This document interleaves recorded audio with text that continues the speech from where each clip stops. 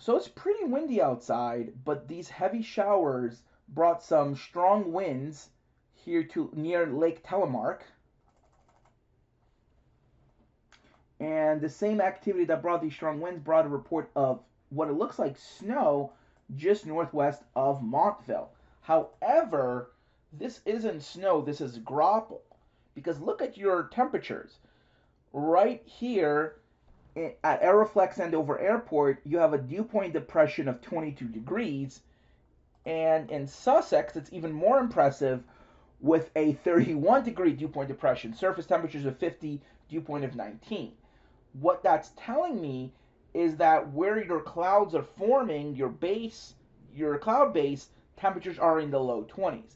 This means very cold air aloft. The air aloft is very, very cold and very unstable, hence you're getting these showers. The cloud base is only a few thousand feet above. So let's look at the 12Z. Let's just no cape, but there's definitely a little bit of cape now, which is forming these showers, and even a little bit of graupel. This activity here is just light drizzle, but there was a report of some graupel just west of Morris Plain. See, there's a little bit of heavier activity, and as it's approaching New York City, it's kind of weakening a little bit, but there's more activity looking west, so some sprinkles possibly mixed with heavier showers, and even graupel, which is really small hail. But let's look at these winds here, gusting to 46 miles an hour. There's a wind advisory here for New York City. This is Oswego. It's not 40 here. It's 40 in Oswego. Ugh. Come on. Ah. News.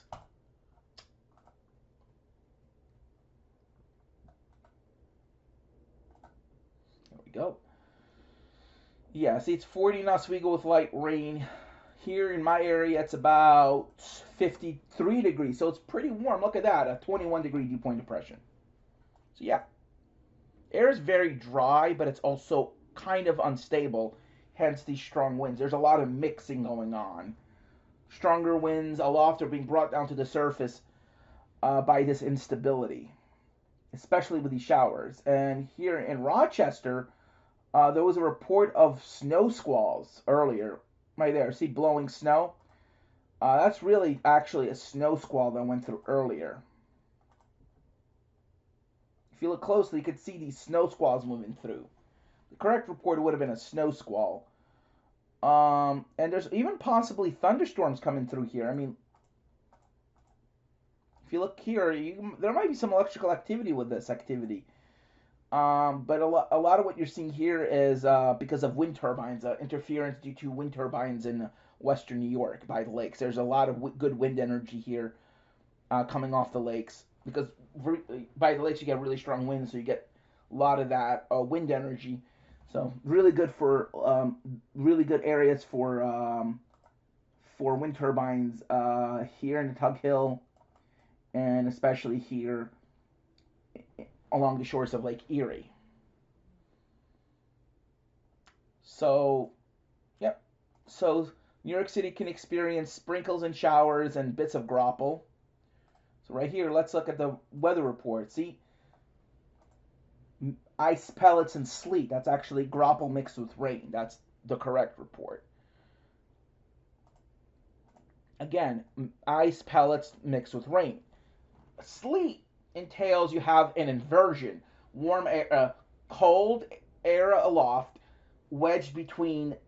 Oh, sorry, you have cold air, and between there and the surface, you have a layer of warm air, and under that you have a cold layer. So you have to get sleet, you need a warm layer in the middle, wedged between two cold layers, with precip falling straight down, not going up and down in a convective fashion.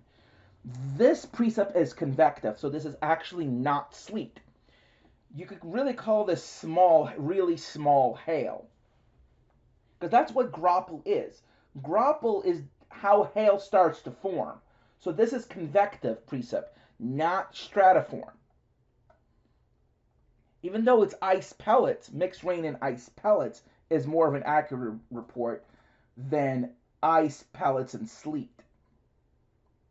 The correct report is the snowflake, because this is a convective form of snow. So that's a more accurate report.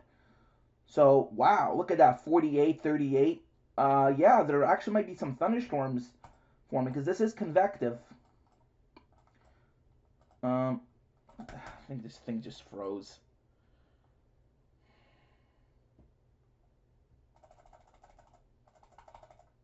Yep. Yep, it just froze.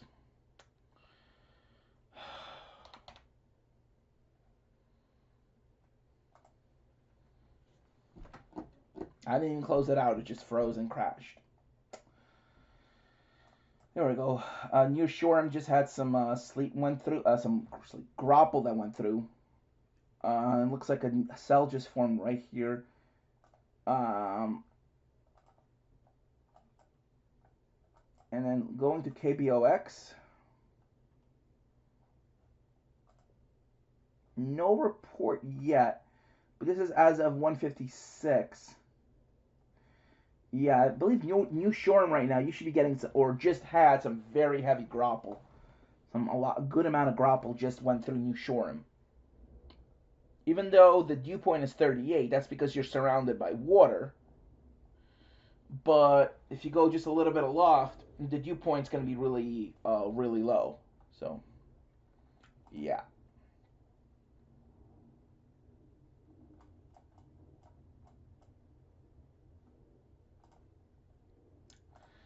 See, there's a report of rain. You see how the shower just collapsed? A lot of this is because of the downslope. So you have the part of the Appalachian Mountains known as the Kittatinny Mountains, or I think it's the Kittatinny Mountains right here, and so you got a bit of a downslope. A bit. Not that much. But see, they're still trying to get a little heavier here. But see, looking down towards the surface, they're still kind of heavy. So it could reform. Also, you got a bit of an urban heat island in the city that could help it get some of its oomph back. Yep, pretty interesting. And also, you got some hills here. That's interference from the mountains here. You got the Cypress Hills here. You got Kew Gardens here, Hollis Hills, Jamaica Estates. That's why it's called Hillside Avenue. If you go right here, this would be Hillside Avenue. And you got row of hills here. These hills are not that high, about 100, 150 feet. But the terminal Doppler weather radar can see the wind interference. They're not actually going right over they're not touching the mountains or even the top of the trees, but there is a bit of disturbance from the wind.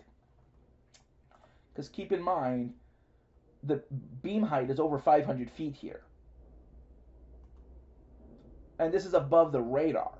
So the radar is, about 200 feet elevation. So this is about 700 feet above sea level here. So you're just getting interference of how the wind interacts with these hills here. And this hill is not geological, like it's not volcanic at all. This is actually glacial deposit. This is known as a glacial moraine. This is a glacial moraine here, because everything south of here is very flat terrain, not even 20, 30 feet above sea level. These hills here are glacially carved, were deposited here during the last ice age about 12, 13,000 years ago. As the glaciers retreated, this is about where the glacier went up to. Yeah, this is a glacial moraine. So I live on the north side of this hill. So Rego Park, Forest Hills is on the north side, meaning it would have been under kilometers of ice 13,000 years ago today. Pretty interesting. Alrighty. But there are volcanic mountains that go near the Hudson Valley, known as the Tectonic State Mountains. The Tectonic Mountains are, in fact, igneous. They're volcanic. They were formed by a subduction zone volcanism about 100 to 200 million years ago. I believe that's when they were formed. I could be wrong, so don't quote me on that. But yes, they were formed a pretty long time ago. So your most intense showers are going to pass through Morningside Heights. I know the Morningside Heights up here. So the Harlem area are going to get some heavy showers, maybe even a little bit of graupel. This just some light rain. This is too light to contain graupel, as even if this might be slightly convective, by the time it reaches the ground, it'll be entirely wet, just water. But yes, there's a chance of graupel in this section here, and I actually saw some graupel just a couple days ago. I didn't even think I was going to get into that shower, but I got clipped by the northern edge when I was in Kew Gardens, and I actually submitted a report, I believe, saying rain mixed with ice pellets, because that was the more accurate report. Even though it wasn't sleet, it did accurately represent what was happening. But a lot of these weather spotters who made this graupel report probably made the correct report, because it looked snow and or graupel, and they made the correct report. That report is indeed correct.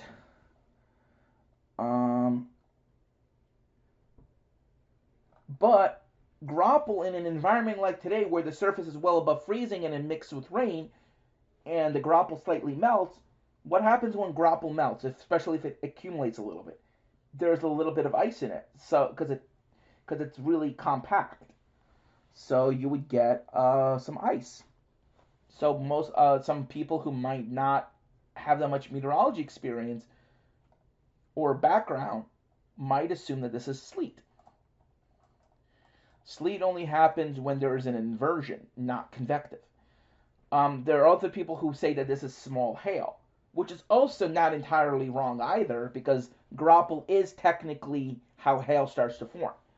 So like if the piece of graupel is pea size and it's making quite a bit of noise, and it's convective enough, like what just went through Block Island, you might not be wrong that this could be some really small hail. I mean, look at this activity. There might even be some hail in this too. There might even be some thunder and lightning, so really small hail cannot be ruled out. But the main activity would be just a small graupel, or graupel, and maybe some strong winds coming through. See, there is winds coming through with this. I mean, right here, if you look at Newark radar, there's some pretty strong gusts coming through with this. Or that's because it's raining and the rain, it's making it easier to pick up the winds with the rain. Yeah, that's what it looks like. It's probably just some rain coming through. I live in this area here, so yeah, that area might pass just to my north. Based on what I'm saying, it looks like it's gonna kind of pass like this. Yeah. So it's probably gonna pass across the Clearview, across the Long Island Expressway, right by the Cross Island Parkway. So this is the area where it should intersect in about, I would say, 20 minutes, probably 20-30 minutes. I mean, it could also reform further south. Keep in mind, there's a lot of instability with all those buildings, urban heat island. Even with all this wind, there could be some instability. I mean, we're also getting these convective showers forming over the water. So see how they just form like that? So this could also happen. It's unlikely, but it's not impossible. And then look, we got more of these showers coming down, more of these. So it's going to be on and off, on and off. But these showers are, in fact, lake effect. These are lake effect, but because it's so windy, and the atmosphere is so unstable, like you got all this cold air loft, but really warm surface temperatures and very cold air loft, that you're getting convective energy from these lake effect bands. Or this might entirely be convective. Let's see. I would say lake enhanced is the more accurate term. Yeah, this is in fact lake effect. Let's go into Michigan. Let's see. If it goes north, let's see. Yeah, it's mostly lake effect. See? Yeah, this is indeed lake effect. So the showers we're getting here are lake effect. So these are indeed lake effect showers impacting the New York City area. And then as they pass over the waters, they get more energy. So see, these are lake effect showers making it all the way to the coast. Lake effect. Yeah.